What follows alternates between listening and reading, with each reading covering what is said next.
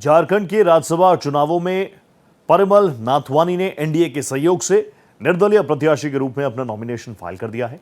नाथवानी ने नामांकन दाखिल करने के साथ ही झारखंड के राजनीतिक गलियारों में नई चर्चा शुरू कर दी है। झारखंड की 2 राज्यसभा सीटों के लिए चुनावी सरगर्मी के बीच उद्योगपति और पूर्व राज्यसभा सांसद परिमल नाथवानी ने एनडीए के समर्थन से निर्दलीय प्रत्याशी के रूप में अपना नामांकन दाखिल कर दिया। नामांकन के दौरान बीजेपी के कई विधायक उनके साथ विधानसभा पहुंचे। परिमल नाथवानी ने 2 सीटों में नामांकन दाखिल करने के बाद कहा कि झारखंड उनके लिए नया नहीं है, यहाँ से वो 2 बार राज्यसभा जा चुके हैं। साथ ही उन्होंने कहा कि उनका संबंध न सिर्फ बीजेपी से बल्कि हेमंत सोरेन से भी बहुत अच्छा है।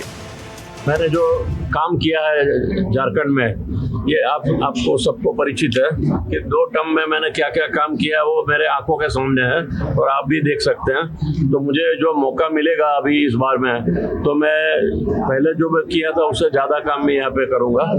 और कभी पहले भी बारी नहीं था और आज भी बारी नहीं हो। मैं झारखंड मेरी कर्मभूमि मैंने बनाई हुई है, आपने देखा हुआ है, पहले भी हर सेक्टर में मैंने काम किया है इधर।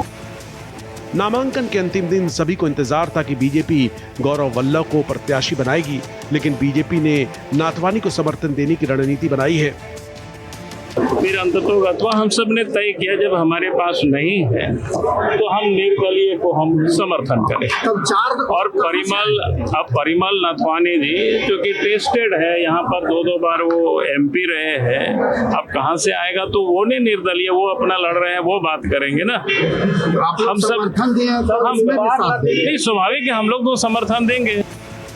वहीं कांग्रेस की तरफ से लगातार ये कहा जाता रहा कि इंडिया गठबंधन एकजुट है और बीजेपी पिछले दरवाजे से अपने प्रत्याशी को एंट्री करवाने की कोशिश कर रही है।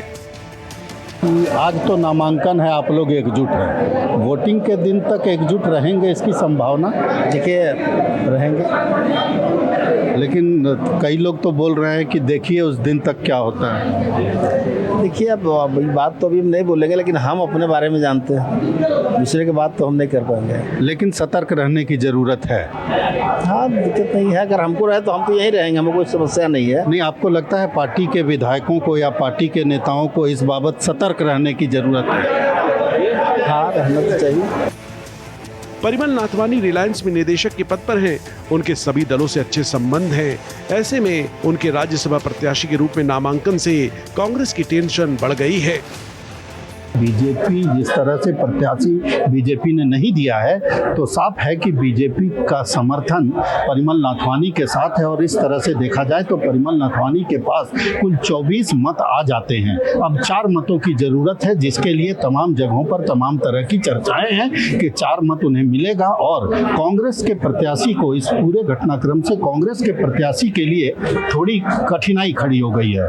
भारत एक्सप्रेस के लिए कैमरामैन धर्मेंद्र के साथ मधुकर आनंद, रांची।